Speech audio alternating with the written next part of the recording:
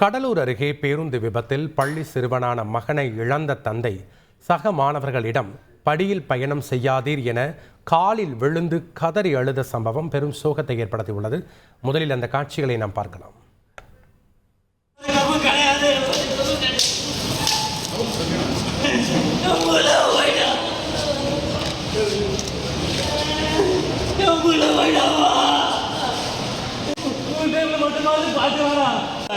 போயிட்டேன்ப்பா பாட்டு வீட்டில் கொண்டு போய் கேட்டுக்கலாம்ப்பா பாட்டுக்கு வர பஸ்ஸில் ஏறாதீங்கப்பா பஸ்ஸில் ஏறினா உள்ள பார்க்க தயவு செய்து காலில் வந்து கட்டிடுறப்பா.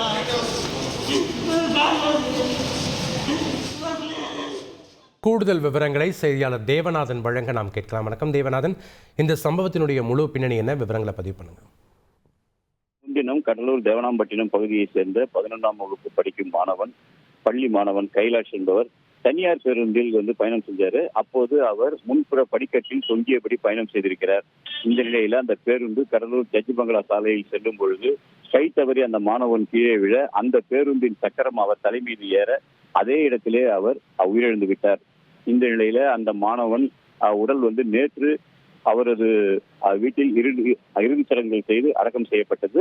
இந்த நிலையில தான் பார்த்தோம் அப்படின்னா, மாணவர்களுக்கு ஒரு விழிப்புணர்வை ஏற்படுத்த வேண்டும் என்பதற்காக அந்த மாணவன் படித்த மஞ்சக்குப்பம் புனித வளனார் பள்ளியில இன்று போக்குவரத்து காவல்துறை சார்பில் ஒரு விழிப்புணர்வு கூட்டம் ஏற்பாடு செய்யப்பட்டிருந்தது. இந்த விழிப்புணர்வு கூட்டம் நடைபெற்ற போது அந்த மாணவனின் தந்தை அங்கு அழைத்து வரப்பட்டார். அப்பொழுது காவல்துறையினர் அந்த மாணவன் தந்தையை மாணவர்களிடம் விழிப்புணர்வு ஏற்படுத்த கூறிய போது அந்த மாணவனின் தந்தை கதறி அழுதார். மேலும் என்னுடைய மகன் உயிரிழந்து விட்டான், காரணம் அவன் படியில் பயணம் செய்ததுதான். தயவு செய்து இனிமேல் படியில் பயணம் செய்யாதீர்கள், உங்களது கால்களில் விழுந்து கேட்கிறது என்று கீழே விழுந்து அவர் அதே இடத்திலே கதறி எழுந்தார். காவலர்கள் அவரை அமைதிப்படுத்தி பேச வைத்தனர். அப்பொழுது அவர்கள், படிப்பதற்கு மட்டுமே நீங்கள் பள்ளிக்கு வருவீர்கள், தயவு செய்து படிக்கும் வேலையை பாருங்கள், படியில் பயணம் செய்வது போன்ற காரியத்தை செய்யாதீர்கள் என கேட்டுக்கொண்டார்.